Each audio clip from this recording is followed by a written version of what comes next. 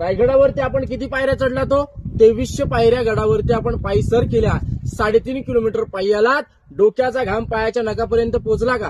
नक्कीच पोहोचतो. पहा बघा, खरं 12 वर्ष झाली प्रत्येक शिवभक्ताला एकच सांगत आलोय, ज्याने पहिल्यांदा या रायगडाची वारी केली त्यांनी पायी करावी. जोपर्यंत डोक्याचा घाम पायाच्या नखापर्यंत पोहोचत नाही तोपर्यंत रायगड कळत नाही, कळायला सुद्धा नाहीये. साहेब, रायगड किल्ल्यावरती आलो.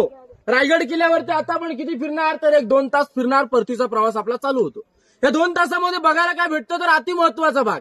परंतु खरं सांगायचं म्हटलं तर रायगड किल्ला फिरायला 2 दिवस सुद्धा कमी पडतात. एवढा मोठा किल्ला आहे. 1200 एकर किल्ला आहे. 100 एकराचा पठार आहे. 350 इमारती आहेत. 11 तळाव आहेत. 84 पाण्याच्या टाक्या आहेत. आता येणार राजांसमोर नतमस्तक होतो.